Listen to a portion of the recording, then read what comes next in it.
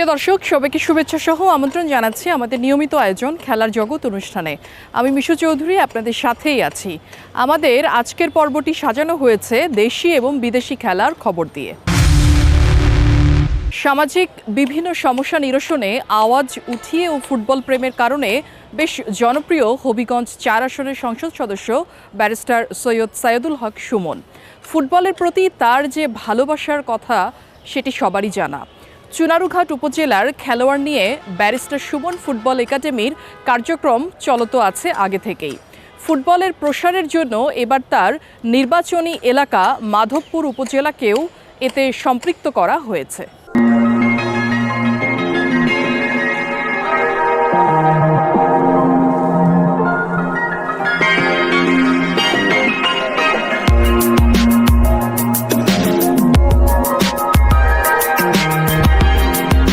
হবিগঞ্জ জেলার চুনারুঘাট উপজেলার পীরবাজার গ্রামের এটি ব্যারিস্টার সুমনের বাড়ি।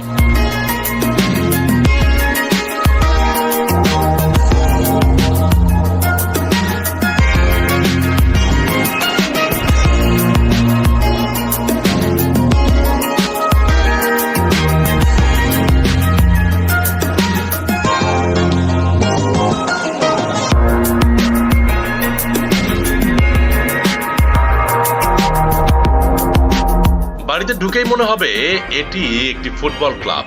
ড্রয়িং রুমে সাজানো রয়েছে অসংখ্য ট্রফি, ক্রেস্ট ও স্মৃতি বিজড়িত ছবি। কতটা ফুটবল প্রেমী হলে নিজ বাসভবন স্পোর্টস ক্লাব বানিয়ে রাখেন তা এই চিত্র দেখে সহজেই অনুমান করতে পারছেন। সামাজিক বিভিন্ন সমস্যা নিরসনে আওয়াজ উঠিয়ে ও ফুটবল প্রেমের কারণে বেশ জনপ্রিয় হবিগঞ্জ ৪ আসনের সংসদ সদস্য ব্যারিস্টার সৈয়দ সাইদুল হক সুমন। সামাজিক মাধ্যম ও লোকমুখে ব্যারিস্টার সুমন নামেই অধিক পরিচিত তিনি। ফুটবলের প্রতি তার ভালোবাসার কথা সবারই জানা। আন্তর্জাতিক ফুটবলে বাংলাদেশের সাফল্যে যেমন আনন্দিত হন, তেমনিভাবে ব্যর্থতায় হন ব্যথিত। ফেসবুকে সামাজিক আন্দোলন গড়ে তোলার মাধ্যমে সারা দেশের আলোচিত আইনজীবী ব্যারিস্টার সাইদুল হক সুমনের স্বপ্ন দিন দিন পিছিয়ে পড়া ফুটবলকে এগিয়ে নেয়া। সে কারণে নিজ এলাকায় গড়ে তুলেছেন ব্যারিস্টার সুমন ফুটবল একাডেমি নামে একটি ক্রীড়া শিক্ষা প্রতিষ্ঠান। দেশের ফুটবলে নয়া জাগরণ তৈরি করা তার club barrister Suman football academy এর মধ্যেই আলোচনায় এসেছে বহুবার। দেশের বিভিন্ন জেলায় প্রায়ই তার এই একাডেমির ফুটবলারদের নিয়ে প্রীতি ফুটবল ম্যাচ খেলে থাকেন Suman. Barrister Suman football academy যাত্রা শুরু করে 2020 সালের শুরুতে করোনাকালীন লকডাউনের সময়। এরপর থেকে তৃণমূলের সম্ভাবনাময় ফুটবলারদের তুলে আনার চেষ্টা করছেন এই একাডেমিটি। বাংলাদেশের ফুটবল জাগরণের জন্য যিনি এককভাবে কাজ করে যাচ্ছেন ব্যারিস্টার সুমন ভাই, উনি কিন্তু করোনাকালীন সময়ে কিন্তু উনি এই একাডেমিটি যাত্রা শুরু করেছিলেন।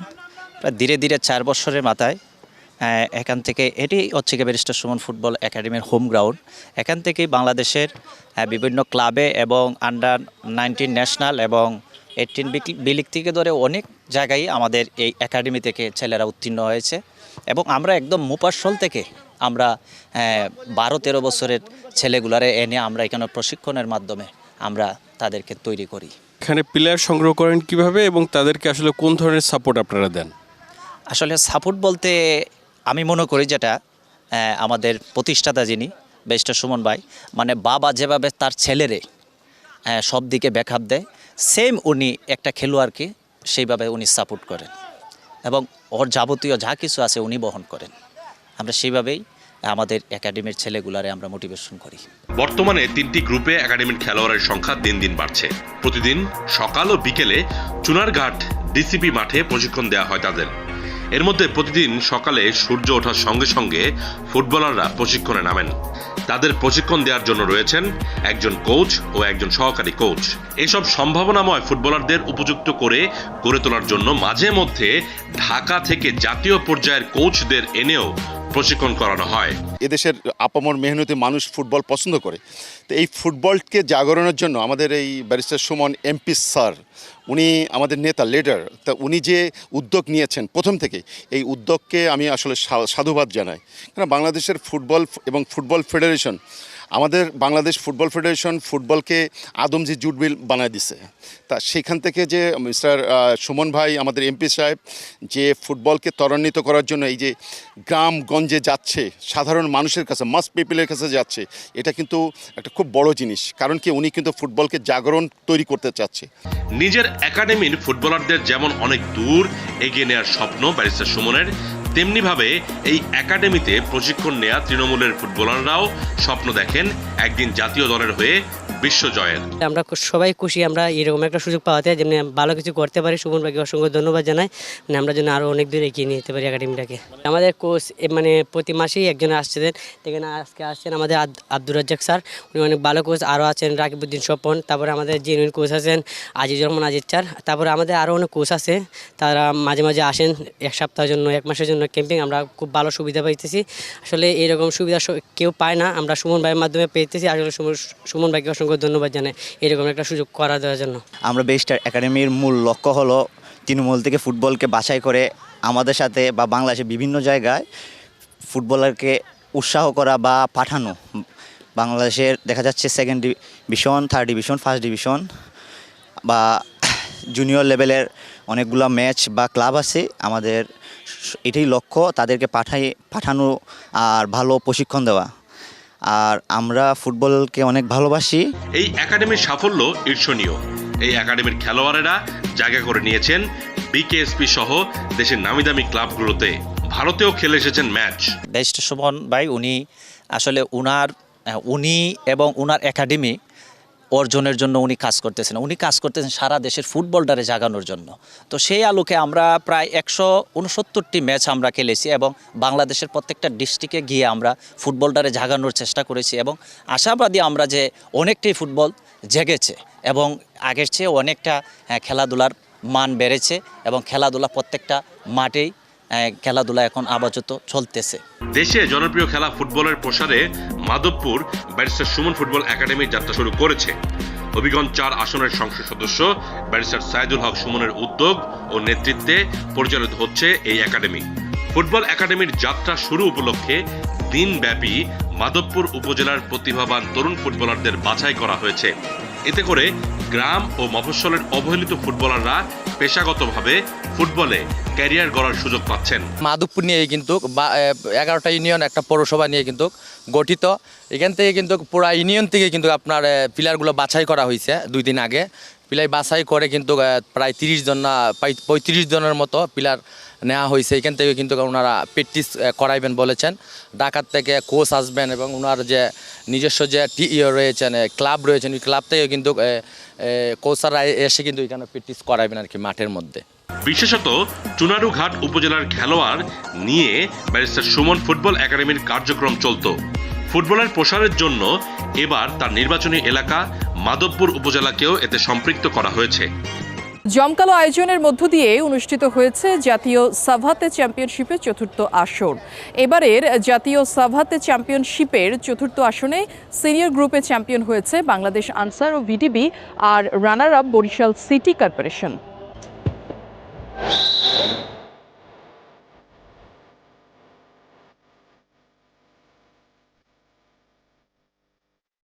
জমকালো আয়োজনের মধ্য দিয়ে অনুষ্ঠিত হয়েছে জাতীয় সাভাতে চ্যাম্পিয়নশিপের 4র্থ আসর। উদ্বোধনী দিনে সকাল থেকেই খেলোয়াড় কর্মকর্তাদের পদচারণায় মুখরিত হয়ে ওঠে মিরপুর সোহরাওয়ার্দী ইনডোর স্টেডিয়াম।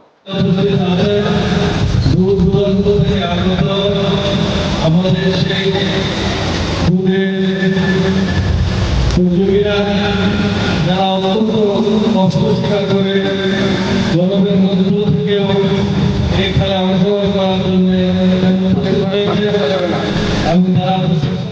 প্রধান অতিথি হিসেবে প্রতিযোগিতার উদ্বোধন করেন ভৈরব পৌর মেয়র মোহাম্মদ ইফতেকার। বিশেষ অতিথি হিসেবে উপস্থিত ছিলেন সুপ্রিম কোর্টের সিনিয়র আইনজীবী SM শহীদুল হক ভুইয়া, আনসার ও ভিডিপির সহকারী পরিচালক রায়হান উদ্দিন ফকির এবং Shifu Dildar Hasan Dilu, chairman development commission of Savate association. এই সময় অতিথিদের উত্তরীয় পরিয়ে দেওয়া হয়। এরপর খেলোয়াড় ও কর্মকর্তাদের সাথে পরিচিত হন প্রধান অতিথি।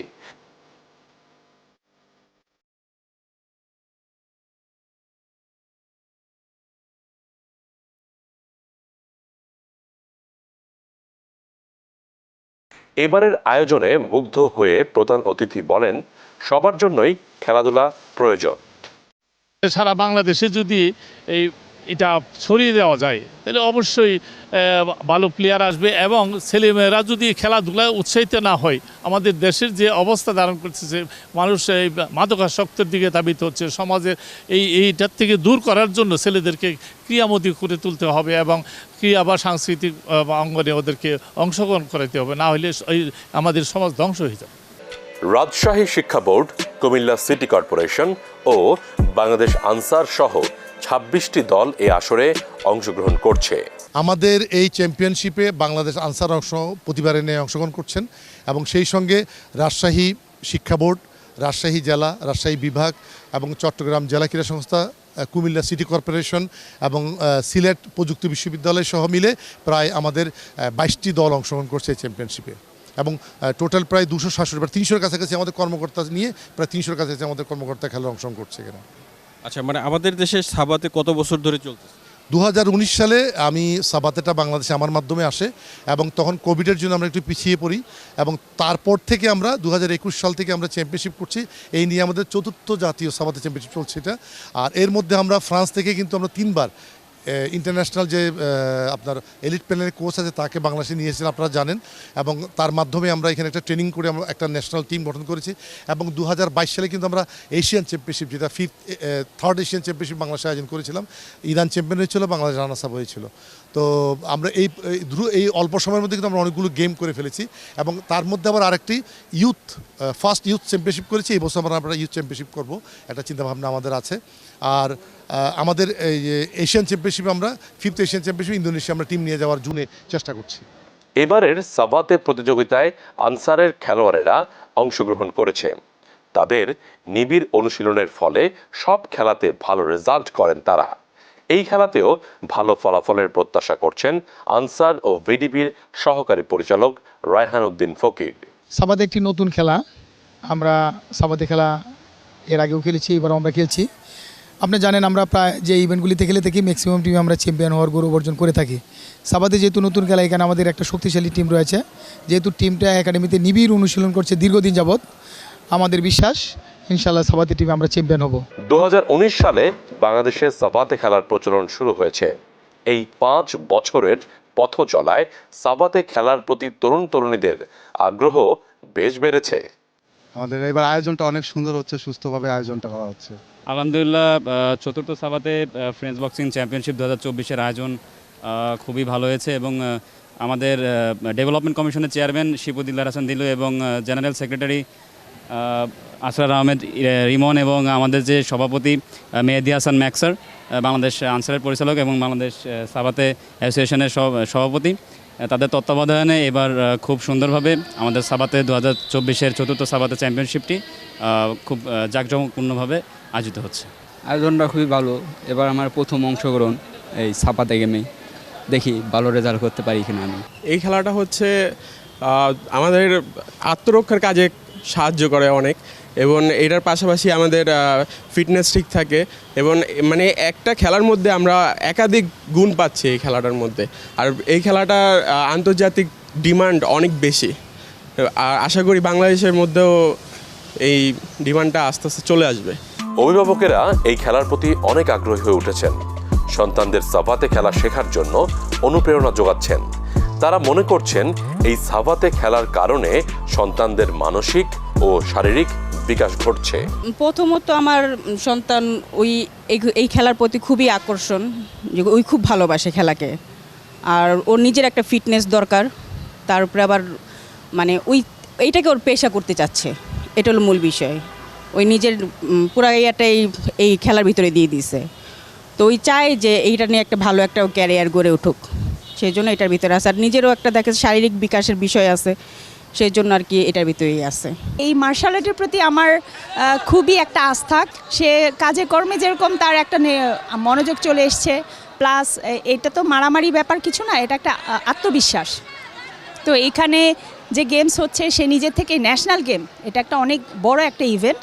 তো এখানে তার নিজের থেকেই সে বলতেছে যে এখান তো অনেক কিছু শেখারও আছে, অন্যান্য ডিস্ট্রিক্ট থেকে যারা আসছে তাদের যে কৌশলগুলো সেগুলোও শিখে নিচ্ছে। খেলাটি এদেশে নতুন হলেও যেভাবে জনপ্রিয় হচ্ছে তাতে অচিরেই সারা দেশব্যাপী ছড়িয়ে পড়বে। স্কুল কলেজে চর্চা হবে খেলাটি। এবারের জাতীয় সাবাতে চ্যাম্পিয়নশিপের ৪র্থ আসনে সিনিয়র গ্রুপে চ্যাম্পিয়ন হয়েছে বাংলাদেশ আনসার ও বিডিপি, আর রানার্স আপ হয়েছে বরিশাল সিটি কর্পোরেশন। জুনিয়র গ্রুপে চ্যাম্পিয়ন চাঁপাইনবাবগঞ্জ। প্রিয় দর্শক, আমাদের আজকের খেলার জগৎ অনুষ্ঠানের ক্রীড়া ব্যক্তিত্ব পর্বে আমরা দুজন ক্রীড়া ব্যক্তিত্বকে আজকে আমন্ত্রণ জানিয়েছি এবং তাদের কাছ থেকে শুনতে চাই যে বর্তমান এবং ভবিষ্যতে তারা আসলে কোন কোন বিষয়ের উপর কাজ করছে এবং কাজ করবে।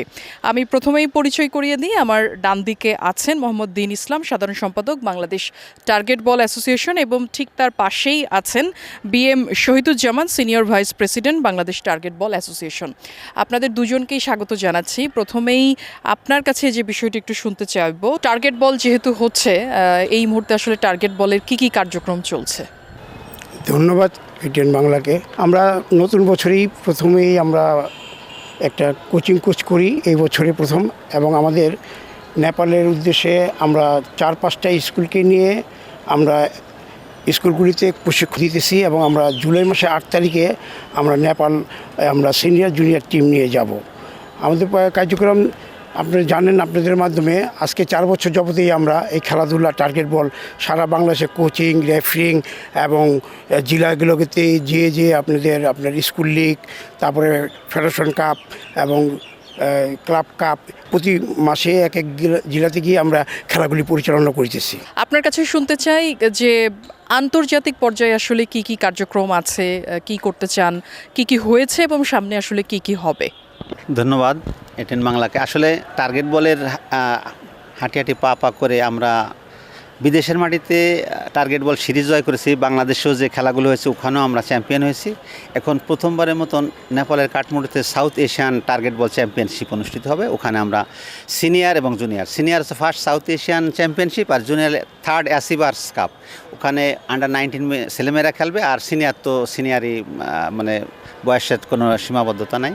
তো এই 2 টুর্নামেন্টকে সামনে রেখে আমরা 8ই জুলাই নেপাল যাব, এবং ওখানে আমরা ওই south Asia target ball championship এবং 3য় অ্যাসিভার্স কাপ টার্গেট বল চ্যাম্পিয়নশিপ, এই 2টি আমরা অংশগ্রহণ করব বলে আমরা আশা করছি। ভবিষ্যৎ পরিকল্পনা আসলে কি কি আছে, যে সামনে কি কি করতে চান, সেই ধরনের কোনো প্ল্যানিং আসলে করেছেন কিনা, বা একটা ক্যালেন্ডার রেডি করা সেটা আসলে আছে কিনা? আমরা তো প্রতি বছর মানে 2024-এ আমরা একটা ক্যালেন্ডার তৈরি করেছি যে আমরা আগামী আপনার জুলাই মাসের শেষের দিকে আমরা একটা হাসানুল্লাহ মাস্টার্স টার্গেট বল, জাতীয় টার্গেট বল করব।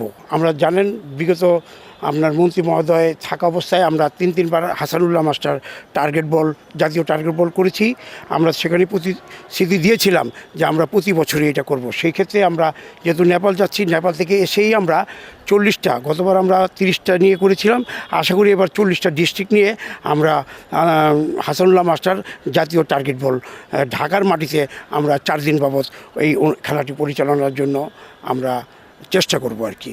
আর খেলা তো আমাদের প্রতি মাসেই প্রতি জেলাতেই আপনার রেফারিং, কোচিং এবং খেলা চলতেছে। এবং আমি আপনাদের মাধ্যমে আমাদের প্রধানমন্ত্রীর কাছে আমার আবেদন যে আমাদের এই টার্গেট বলার খেলাটা ছোট একটা মাঠ, সেই ক্ষেত্রে আমাদের এই অর্থের জন্য আমাদের কিছু স্পন্সর আমরা পাই না। আমরা ক্রীড়া পরিষদ এবং মন্ত্রণালয়, ক্রীড়া সচিবের কাছে আপনাদের মাধ্যমে আকুল আবেদন করতে চাই যে আমাদের কিছু সাহায্য সহযোগিতা করলে আমরা সারা বাংলাদেশে খেলাটা ছড়িয়ে দিতে পারবো। টার্গেট বলের তো আপনার বিভিন্ন টেকনিক্যাল সাইডগুলো আছে, তো সেটা সম্পর্কে যদি একটু শুনি। আসলে টার্গেট বল খেলতে হলে 3 প্রকার, অর্থাৎ রেফারি, কোচ এবং ফিল্ডম্যান, যারা মাঠ তৈরি করবে, বিভিন্ন বারগুলো ঠিক করবে। আর রেফারির হলো আইন কানুন বিষয়েই করবে, আর কোচরা তাদের প্লেয়ারদেরকে আইন কানুন শেখাবে। এই ব্যাপারে যখন আমরা এই করি, আমরা প্রতি মাসে আমরা এই রোজার মাসেও আমরা এই কোচ এবং রেফারিস কোর্স করেছি। এটা আমাদের চলমান দ্বারা আমাদের অনেকগুলো ছেলে মেয়ে ওরা আন্তর্জাতিক পর্যায়ে টার্গেট বলের যে রেফারি তারা সনদপত্র পেয়েছে এবং অলমোস্ট 150 জনের কাছাকাছি, আর 8 থেকে 10 জন আন্তর্জাতিক লেভেলের রেফারি আমরা পেয়েছি টার্গেট বলের। এবং নেপালের কাঠমান্ডুতে যে খেলা হবে ওখানে আমাদের 4 জন রেফারি ওরা কল করেছে, যারা ওখানে যে ফার্স্ট সাউথ এশিয়ানে প্রতিনিধিত্ব করবে বাংলাদেশের হয়ে, যে আমরা ভালো মানের রেফারি তৈরি করতে পারছি বিধায় আমাদেরকে ডাকতেছে। বাংলাদেশ থেকে 4 জন রেফারি যাবে। আপনাদের দুজনকেই অসংখ্য ধন্যবাদ। দর্শক, এই ছিল আমাদের আজকের পর্বে। সপ্তাহ জুড়ে ঘটে যাওয়া বিষয়গুলো আমরা চেষ্টা করি আপনাদের সামনে তুলে ধরতে। সাথে থাকুন খেলার জগতে, দেখতে থাকুন ATN বাংলা।